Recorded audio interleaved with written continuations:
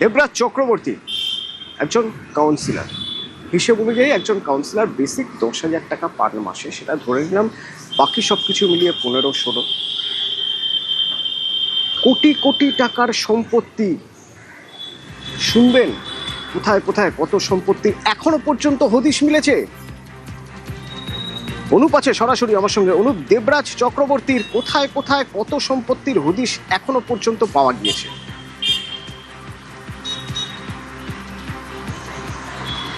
বলা হচ্ছে দেবরাজ চক্রবর্তীর 1300 কোটি টাকা সম্পত্তি রয়েছে এবং সেক্ষেত্রে পুলিশের পক্ষ থেকে এখনো পর্যন্ত বলা হচ্ছে 200 কোটি টাকার যে সম্পত্তি সেই সম্পত্তির হদিশ মিলেছে। তার মধ্যে বেশ কিছু ডকুমেন্টস যদি আমি দেখানোর চেষ্টা করব। দেবরাজ চক্রবর্তীর নামে কিন্তু লক্ষ্য করা যাবে দেবরাজ চক্রবর্তীর সন অফ তরুণ কুমার চক্রবর্তী বাবার নাম, এবং সেক্ষেত্রে লক্ষ্য করা যাচ্ছে যে ভোটের পরবর্তী ক্ষেত্রে অর্থাৎ যে ডেট দেখা আছে সেখানে দেখা যাচ্ছে যে 31/3/2022 এবং প্রত্যেকটি ক্ষেত্রে এই রাজারহাটের যে রাজারহাটের মৌজা, অন্যদিকে জগদীশপুর গ্রাম পঞ্চায়েত, রাজারহাট বিষ্ণুপুর 1 নম্বর, এরকম একাধিক মৌজা এলাকায় তিনি কিন্তু জমি যে কিনেছেন সেগুলো স্পষ্ট লক্ষ্য করা যায়। শুধু তার নামে, তার স্ত্রীর নামে, অদিতি মুন্সির নামে সেখানেও কিন্তু বিপুল পরিমাণ জমি রয়েছে।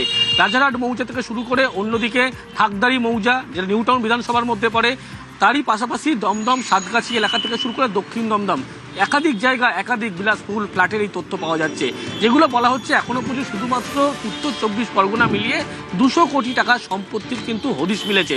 পুলিশের পক্ষ থেকে বলা হচ্ছে এই সম্পত্তির পরিমাণ শুধু 200 কোটি নয়, আরও বিপুল পরিমাণে সম্পত্তি রয়েছে এবং এই সমস্ত যে রাজারহাট বা উত্তর 24 পরগনা জেলায় যে সমস্ত জমি কিনেছিলেন সেই জমিগুলো যাদের মারফত কিনেছিলেন কয়েকজনের নাম ইতিমধ্যেই পুলিশের কাছে এসছে, যেগুলো তাদের শুধুমাত্র রাজারহাট নিউটাউনে 200 কোটির সম্পত্তি।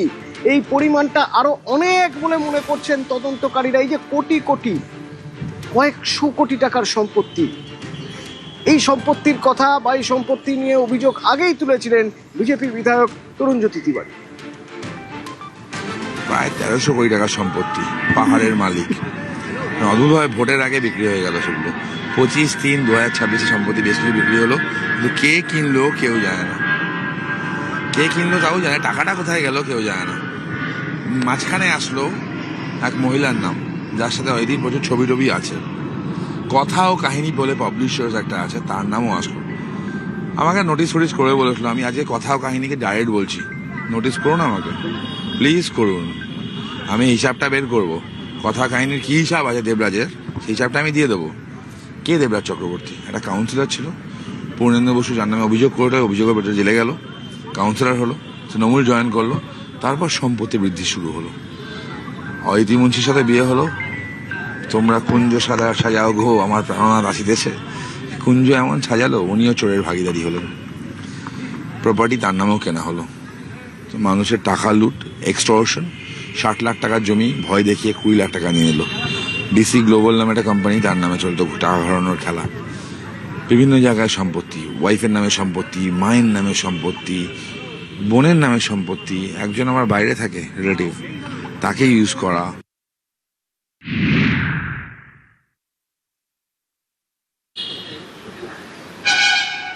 তেরোশো কোটির সম্পত্তির কথা বলছেন, 200 কোটি শুধুমাত্র রাজারহাট নিউটাউনে। এই যে এত কোটি কোটি টাকার সম্পত্তি, আয়ের উৎস কি, টাকার লেনদেন কিভাবে হয়েছে, এনফোর্সমেন্ট ডিরেক্টরেট দেখবে না? এনফোর্সমেন্ট ডিরেক্টরেট, ইডি এবার তদন্ত শুরু করছে দেবরাজ চক্রবর্তীর বিরুদ্ধে। অনুপ আছে সরাসরি আমার সঙ্গে। অনুপ, এনফোর্সমেন্ট ডিরেক্টরেট কিভাবে কাজ করবে?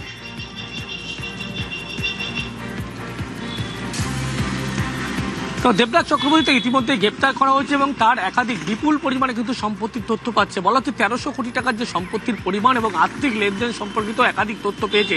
শুধুমাত্র এখানে নেপাল থেকে শুরু করে ভিন রাজ্য প্রত্যেকটি জায়গায় ব্যবসা থেকে শুরু করে একাধিক টাকা লেনদেন তথ্য মিলেছিল। এই বিপুল পরিমাণ যে সম্পত্তি সেটা কিন্তু আর্থিক লেনদেনের সম্পত্তি বলা হচ্ছে, অন্যদিকে আয় বহির্ভূত সম্পত্তির কথা বলা হচ্ছে। আর এখান থেকেই ইডির পক্ষ থেকে দেবরাজ চক্রবর্তী গ্রেপ্তারের পরবর্তী ক্ষেত্রে অনুসন্ধান শুরু করলো ইডি। পরবর্তী ক্ষেত্রে তারা ইসিআর করবে এমনটা কিন্তু বলা হচ্ছে। তার কারণ এই যে বিপুল পরিমাণে টাকা আর্থিক লেনদেন হয়েছে বা তোলাবাজির মতো ঘটনা ঘটেছে, সেক্ষেত্রে লক্ষ্য করা যাচ্ছে বিপুল পরিমাণ টাকা কিন্তু একাধিক জায়গায় লেনদেন করা হয়েছিল, যেটা আয় বহির্ভূত সম্পত্তি এমনটাই উল্লেখ করা হচ্ছে। এবং সেই কারণে গোটা রিপোর্ট পুলিশের কাছ থেকে এফআইআর জোগাড় করার পরবর্তী ক্ষেত্রে দিল্লির তারা রিপোর্ট পাঠিয়েছে। দিল্লির সবুজ সংকেত আসার পরেই তারা কিন্তু ইসিআইআর করবে এবং দেবরাজ চক্রবর্তী তোলাবাজির মামলায় তারা তদন্ত নামবে। তারা কারণ 1300 কোটি টাকা যে বিপুল টাকা বলা হচ্ছে, আর্থিক লেনদেন থেকে শুরু করে বিপুল তথ্য পাচ্ছে, একাধিক প্রমোটার থেকে শুরু করে তাদের সঙ্গে একাধিক আর্থিক লেনদেন হয়েছিল এবং বিভিন্ন খাতে টাকা দেখা যাচ্ছে ভিন রাজ্যে পাঠানো হয়েছিল ব্যবসার ক্ষেত্র দেখিয়ে। এবং এই কারণেই ইডির পক্ষ থেকে অনুসন্ধান ইতিমধ্যেই শুরু করা হলো। ফলে আরও বিপাকে দেবরাজ চক্রবর্তী, এমনটা বলা চলে। তার কারণ এই যে গোটা ঘটনা, সেই ঘটনা তোলাবাজির ঘটনায় যে আর্থিক লেনদেন সম্পূর্ণ তথ্য পাচ্ছে, সেই কারণে এবং এই যে এত টাকার সম্পত্তি, 1300 কোটি টাকার সম্পত্তি, এই টাকা এলো কোথা থেকে? টাকার উৎস জানতে হবে তো। তাহলে কি